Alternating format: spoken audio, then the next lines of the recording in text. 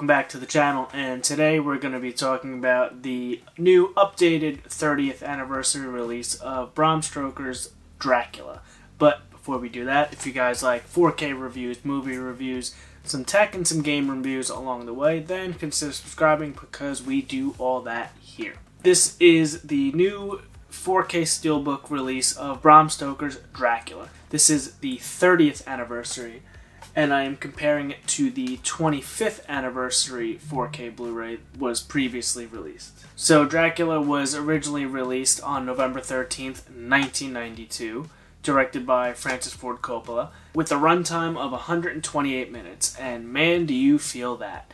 I want to just state that this is not a Matt movie. This is a first-time watch for me, and maybe a last time. I wasn't a huge fan. This was a tough watch for me, but I'm going to try to break down the plot as much as I can. Just give you a quick synopsis. So, Vlad the Impaler, aka Dracula, is some sort of warrior in the old empire, and he comes back from a battle to see his wife, played by Winona Ryder, Elizabetta, and she committed suicide. So 4 centuries later, he got killed by God, and he swore that he would come back and say, again, don't quote me on this because there was a lot for me to take in, and this was a kind of a tough movie for me to get through. I'm more of the action genre film, as John would call it. I prefer horror, like slashers and stuff, so this was a more dialogue, drama heavy movie for me. Becomes Dracula, and now 4 centuries later, he is interested in some real estate, apparently. So Keanu Reeves' character, who is engaged to Mina, who is also played by Winona Ryder, hence the resemblance. He goes to help Count Dracula with his real estate, and then he sees a picture of Mina, and then he says, alright, screw this guy. He throws him into the dungeon, leaves him for dead, and goes and seduces Winona Ryder, and then end up turning her into a vampire. That's the gist of the movie. It's basically a big love story. That's how a lot of these Dracula movies are. They're all love stories when you boil it down. Yeah, you know, this had a A-plus cast. It had Anthony Hopkins, it had Keanu Reeves, it had Winona Ryder, Gary Oldman as Dracula. It had a stacked cast. I was pretty excited to check it out because John spoke very highly of it. Yeah, you know, I don't know, it didn't really work for me, and I just think I'm not a huge Francis Ford Coppola fan because I don't really love the Godfather movies. For me, I love horror, I love vampire movies, but like my favorite vampire movie is Blade. So that'll kind of give you a general idea of where I'm coming from. But this movie had a $40 million budget, and it made $215 million. So people like this movie. It was received very well, and it keeps getting anniversary releases. So there's an audience out there. I'm not part of it, apparently. I mean, Francis Ford Coppola, he's an amazing director. I recognize that this is a significant movie. The production was great, like the set design, the costume design, the actors, everyone did a fantastic job. It looked fantastic. It was shot beautifully. It didn't really mesh with me for some reason. I wasn't a huge fan. But let's talk about the new 30th anniversary 4K Steelbook. So this is John's 25th anniversary 4K Blu-ray. So he's seen the movie before. I haven't. So when this got announced, I pre-ordered it to review it since I've never seen it. So I figured I would grab it for the collection. So I grabbed his to do the comparison.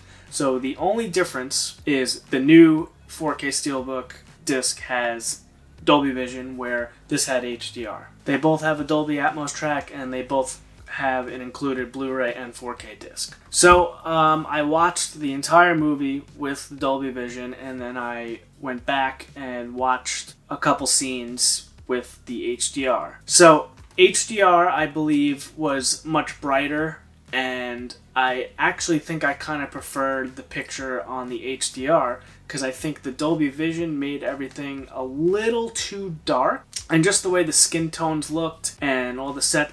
Again, this is my first time watching it. I don't know what it's actually supposed to look like. I don't know what the filmmaker, Francis Ford Coppola, I don't know what he was envisioning. But to me, I think this actually looked a little bit better. It was a bit brighter. I think it was a little bit more colorful. I'm not sure if that is the correct way this is supposed to look, but if you're going to put these two discs in front of me, I think I prefer the way the HDR looked over the Dolby Vision, and that's generally not the case. At least for me, I think Dolby Vision is the superior HDR. So this kind of reminds me of the recent release of Heat on 4K, where everyone was complaining how dark that was, and that didn't even have Dolby Vision. That was HDR10. I don't know if it's the use case. I don't know if it's who's doing these transfers or just adding these HDR to these scans. The HDR on this is much brighter, whereas the Heat disc, everyone complained it was dark. I didn't review Heat, John did,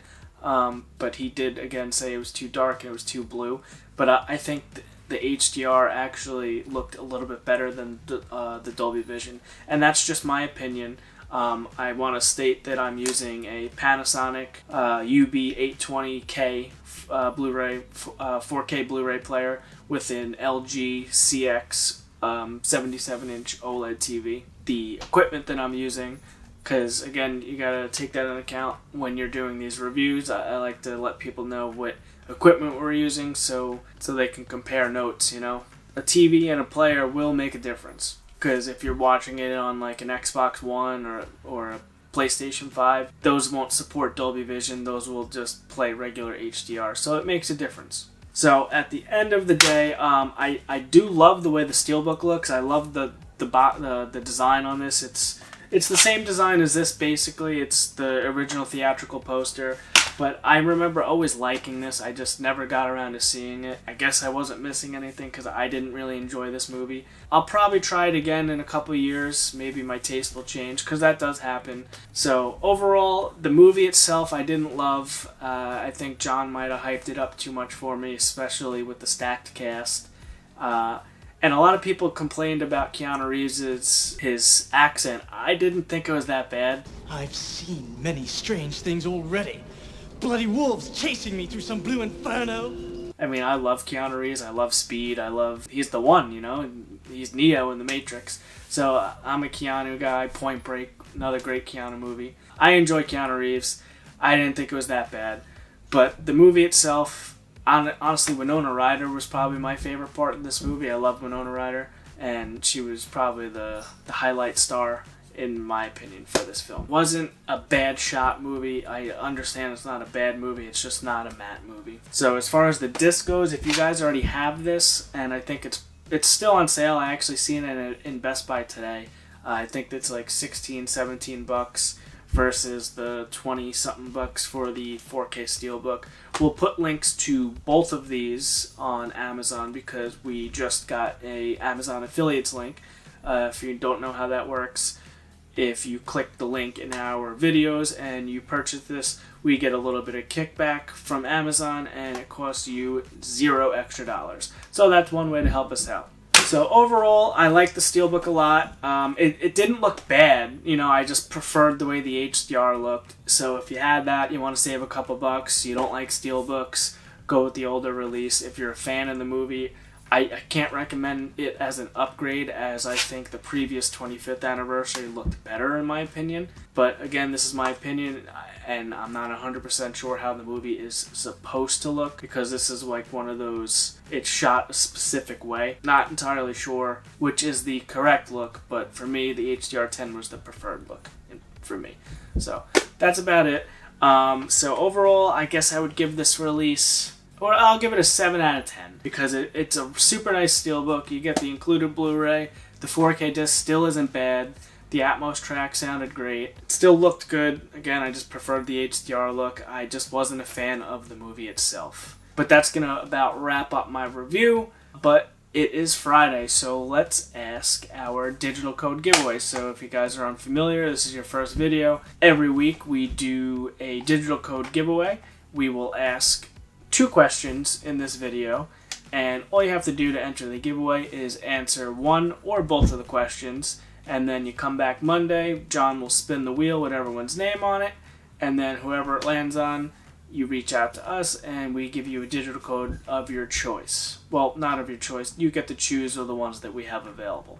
And we have a lot. And actually we have a code for Dracula. So if you want Dracula, hey, grab Dracula. But in the spirit of Dracula and spooky season, question number 1 will be, what is your favorite Dracula movie or your favorite vampire movie? For me, that's easy. That's going to be Blade. Blade is by far my favorite vampire movie. And you can kind of judge my taste on vampire movies by my choice. We'll keep it on topic. So I know a lot of movies like to compare werewolves and vampires. So if you had to choose, are you team vampire or are you team werewolf?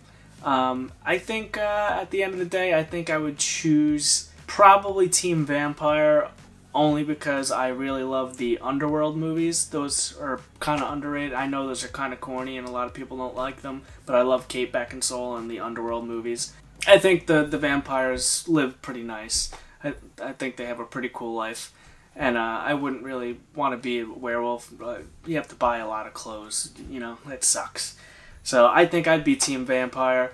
And again, Blade is my answer for question 1. So what is your favorite vampire movie? And if you had to choose to be a vampire or a werewolf, which team you on? So answer one of those 2 questions or both down in the comments to be entered into this week's digital code giveaway. So if you guys like this video, please consider giving it a like and consider subscribing, because that is the best way to help us out. And if you want to purchase this or the previous 4K release, down in the comments we have a link to Amazon. But until next time, guys, have a great day.